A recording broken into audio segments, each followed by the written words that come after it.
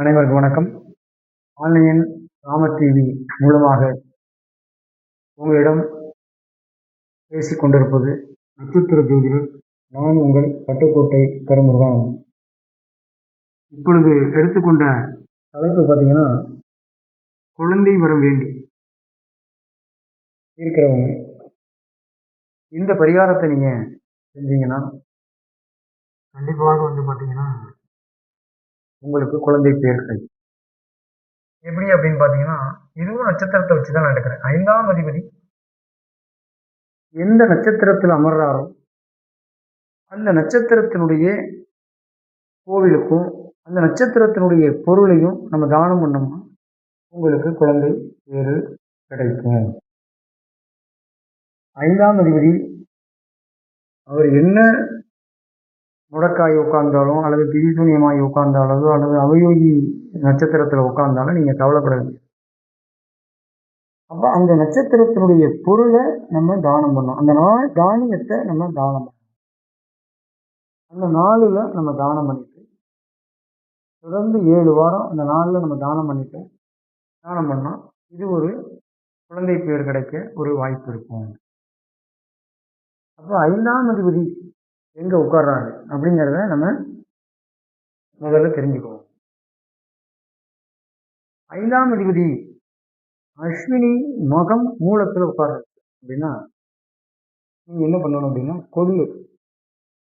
கொள்ளை அவிச்சு நாட்டு சக்கரை போட்டு அவிச்சு அதை எடுத்துக்கிட்டு செவ்வாய்க்கிழமை நாளில் யமகண்ட நேரத்தில் விநாயகருக்கு படைச்சி அது தானம் பண்ணும். அதாவது கொள்ளு நாட்டு சக்கரை இது ரெண்டையும் கலந்து நீங்கள் தானம் பண்ணி செவ்வாய்க்கிழமை யமகண்ட நேரத்தில் விநாயகருக்கு படைச்சி அதை விநியோகம் பண்ணணும். இது தொடர்ந்து 7 வாரம் பண்ணணும். அஸ்வினி மகம் மூலத்தில். அடுத்து பரணி பூரம் பூராடத்தில் உட்காந்துருக்கு அப்படின்னா மொச்சக்கட்டை நாட்டு சக்கரை இதை கலந்த உணவு அது சாதமாக கூட மொச்சக்கட்டை சாதமாக கூட நீங்கள் வச்சுக்கணும். அதை அம்பாளுக்கு படைச்சி அல்லது துர்க்கை அம்மனுக்கு படைச்சி வெள்ளிக்கிழமை நாளில் இந்த 10:12 ராகுகால நேரத்தில் இது நீங்கள் கொடுத்து பண்ணும் பொழுது அந்த தானத்தை நீங்கள் பண்ணும் பொழுது தொடர்ந்து 7 வாரம் பண்ணினீங்கன்னா குழந்தை பேர் ஏற்பட வாய்ப்பு இருக்குது. இதெல்லாம் ஒரு முயற்சி தான். நீங்கள் முயற்சி பண்ணுறது தப்பே இல்லை. 10 வருஷம் 12 வருஷம் குழந்தை இல்லாதவங்களாம் இருக்காங்க. இதை பண்ணினீங்கன்னா உங்களுக்கு அந்த தானியம் இந்த நட்சத்திரத்தினுடைய தானியத்தை நம்ம தானம் பண்ணும்போது கண்டிப்பாக உங்களுக்கு குழந்தை பேர் கிடைக்க வாய்ப்பு இருக்கும். அடுத்து பார்த்தீங்கன்னா திருப்பிவை உத்திரம் உத்திராடம் இந்த நட்சத்திரத்தில் 5ஆம் அதிபதி உட்கார்ந்துருக்கிறார் சார் அப்படின்னா கோதுமை கலந்த உணவை சிவனுக்கு ஞாயிற்றுக்கிழமை நாளில் படைச்சி அதை விநியோகம் பண்ணணும். இதெல்லாம் தொடர்ந்து 7 வாரம் பண்ணணும். அந்த தானியம் அந்த நட்சத்திரத்தினுடைய தானியம் பண்ணும்பொழுது இந்த காரகத்துவத்தினுடைய தானியத்தை நீங்கள் தானம் பண்ணும்பொழுது சிறப்பு.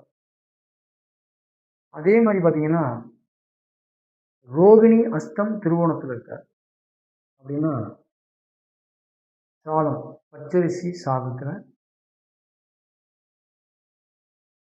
அதாவது தயிர் சாதம் கூட நீங்கள் தயிர் சாதமாக படைச்சி அம்பாளுக்கு படைச்சி அதை திங்கக்கிழமை நாளில் தொடர்ந்து 7 வாரம் தானம் பண்ணிட்டு வந்தீங்கன்னா கண்டிப்பாக உங்களுக்கு பார்த்தீங்கன்னா குழந்தை பேர் ஏற்பட வாய்ப்பு. இது ஒரு முயற்சி, அவ்வளோதான். அதே மாதிரி பார்த்தீங்கன்னா மிருகசீரிடம் சித்திரை அவிட்டத்தில் உட்கார்ந்துருக்கிறார் அப்படின்னா தேங்காய் சாதம் இது 7 வாரம் ஒரு சந்திரனோ அல்லது முருகன் கோவிலுக்கோ சென்று நீங்கள் இதை வணங்கும் பொழுது குழந்தை பேர் ஏற்பட வாய்ப்பு. அடுத்து பார்த்தீங்கன்னா திருவாதிரை சுவாதி சபை நீங்கள் என்ன பண்ணணும் அப்படின்னா ராகு கால நேரத்தில் ஞாயிற்றுக்கிழமை நாள் உளுந்து சேர்ந்து அதாவது இட்லி தயாரிக்கலாம் அல்லது உளுந்தங்களி தயாரிக்கலாம் அல்லது உளுந்த வடை இதை 7 வாரம் தொடர்ந்து ஞாயிற்றுக்கிழமை நாளில் ராகு கால நேரத்தில் இந்த நவகிரகத்தில் உள்ள ராகுக்கு படைச்சி தானம் கொடுத்து வந்தீங்கன்னா குழந்தை பேர் ஏற்பட வாய்ப்பு. அதே மாதிரி புனர்பூசம் விஷாகம் பூரட்டாதியில் 5ஆம் அதிபதி உட்கார்ந்துருக்கிறாரு சார். அப்படின்னா நீங்கள் என்ன பண்ணணும்னா கொண்டக்கடலை, வெள்ளை கொண்டக்கடலை மெயினாக இதை நீங்கள் முதல் நாள் நைட்டு ஊற வச்சு அடுத்த நாள் அவிச்சு நேராக போய் சிவன் கோயிலில் உள்ள தட்சிணாமூர்த்திக்கு படைச்சி அந்த கொண்டக்கடலையை விநியோகம் பண்ணும். இதை தொடர்ந்து 7 வாரம் வியாழக்கிழமை நாளில் பண்ணும். குழந்தை பேர் ஏற்பட வாய்ப்பு. அதே மாதிரி பூசம், அனுசம், உத்திரட்டாதி இதுல போய் உட்கார்ந்துருக்காரு சார். என்ன பண்ணணும் அப்படின்னு பார்த்தீங்கன்னா எள்ளு உருண்டை அல்லது எள்ளு கலந்த சாதம், எள்ளு உருண்டையே கொடுத்துடலாம், பிரச்சனை இல்லாமல். சனிக்கிழமை நாளில் சனீஸ்வரனுக்கு படைச்சு எள்ளு வடையோ அல்லது எள்ளு உருண்டையோ நீங்கள் தானம் கொடுக்கறது குழந்தை பேர் ஏற்பட வாய்ப்பு இருக்கும். அதே மாதிரி ஆயில்யம் கேட்டை ரேவதியில் 5ஆம் அதிபதி உட்கார்ந்துருக்கிறார் சார்.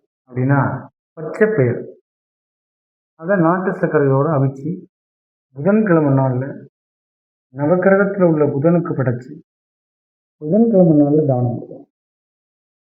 பொதுவாகவே கொண்டக்கடலையை முதல் நாள் நைட்டு, அதாவது புதன்கிழமை நைட்டு தலைமாட்டுக்கு வச்சு படுத்து எந்திரிச்சிட்டு காலையில் எந்திரிச்சு அதை அவிச்சு ஊற வச்சு அவிச்சு அதை கொண்டு போய் நீங்கள் சிவன் கோயிலில் உள்ள தட்சிணாமூர்த்திக்கு படைச்சி பண்ணினாலே உங்களுக்கு குழந்தை பேர் ஏற்படும். அதே மாதிரி பார்த்தீங்கன்னா கொட்டக்கோட்டை நாடியம்மன் என்ற தெய்வம் இருக்கிறது. குழந்தை இல்லாதவங்களுக்கு குழந்தைய அந்த அம்பாள் கொடுத்துக்கிட்டு இருக்காங்க. அதனால் வியாழக்கிழமை நாளில் ஒரு தொட்டியில் எடுத்துக்கிட்டு கொட்டக்கோட்டை நாடியம்மன் ஸ்தலத்தில் வேண்டிக்கிட்டு அந்த ஸ்தலத்தை சுற்றி வரும்போது நாகலிங்க மரம்னு இருக்குது. அந்த நாகலிங்க மரத்தில் நீங்கள் அந்த தொட்டியில் கட்டிட்டு போனீங்கன்னா குழந்தை பேர் உங்களுக்கு ஏற்படும்.